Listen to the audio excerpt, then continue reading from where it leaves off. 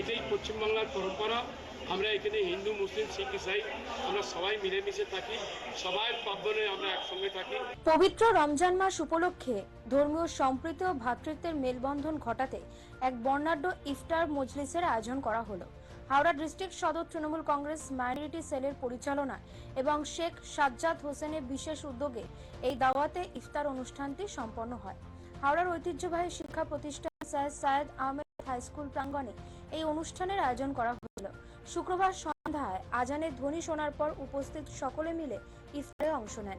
এই মাহফিলে এলাকার বিশিষ্ট ব্যক্তি এবং সংখ্যালঘু সম্প্রদায়ের অসংখ্য সাধারণ মানুষ ভাবে যোগদান করেন। মূল বক্তা সাজ্জাদ হোসেন জানান, পবিত্র রমজান মাস ত্যাগের ও সংযমের মাস। এই ধরনের আয়োজনের মূল লক্ষ্য হল মানুষের মধ্যে পারস্পরিক ভালোবাসা, শান্তি এবং সংহতির বার্তা পৌঁছে দেওয়া। রাজনৈতিক ভেদাভেদ ভুলে সাধারণ মানুষের সঙ্গে জনসংযোগ স্থাপন এবং ধর্মীয় রীতিকে সম্মান জানানোই ছিল এই উদ্যোগের মূল উদ্দেশ্য। স্যার সায়েদ আহমেদ হাই স্কুলের এই অনুষ্ঠানটি অত্যন্ত সুশৃঙ্খলভাবে এবং উৎসব মুখর পরিবেশিত হয়েছে। আজকে 23শে রমজান আমরা সকলে মিলে সকল সম্প্রদায়ের মানুষকে নিয়ে আপনারা দেখছেন হাওড়া জেলা তৃণমূল কংগ্রেস মাইনরিটি সেলের তরফ থেকে ইফতারে আজকে মজলিস করা হচ্ছে। আজকে সমস্ত বাংলা মানুষকে, শান্তিপ্রিয় মানুষকে আমরা এটাই বার্তা দিতে চাই যে বাংলা চিরকালই সাম্প্রদায়িক মুক্ত এবং সকলে ভাই ভাই সৌহার্দ্যপূর্ণ একই সঙ্গে আমরা বসবাস করি। বিজেপি সরকার যেভাবে মানুষের মধ্যে বিভেদ করার চেষ্টা করছে, দাঙ্গা বানানোর চেষ্টা করছে, আমরা সেটা রুখে দেব।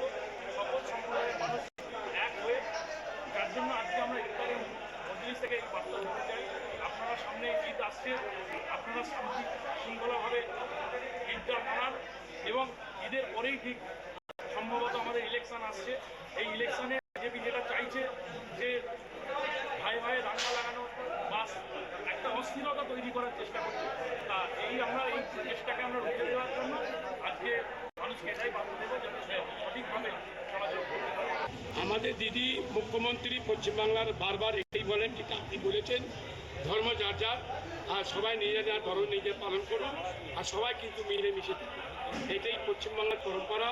আমরা এখানে হিন্দু, মুসলিম, শিখ, ইসাই আমরা সবাই মিলেমিশে থাকি, সবাই পার্বণে আমরা একসঙ্গে থাকি।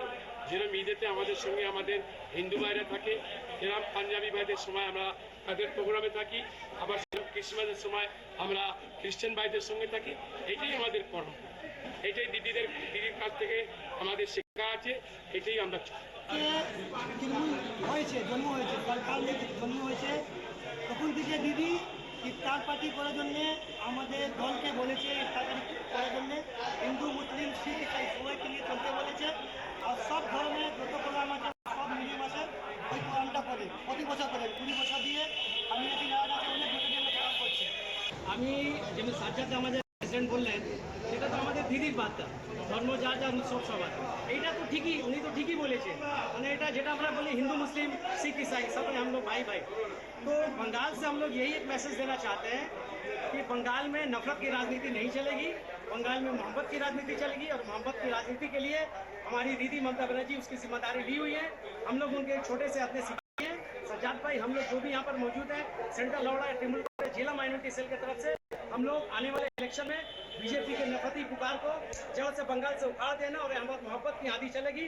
और इंशाअल्लाह ताला हमारी दीदी इस बार बीजेपी को धूल चटाते हुए एक बार फिर बंगाल में ममता बनर्जी की हुकूमत कायम होगी, ये मैसेज देना चाहते हैं। Bureau report, channel 10।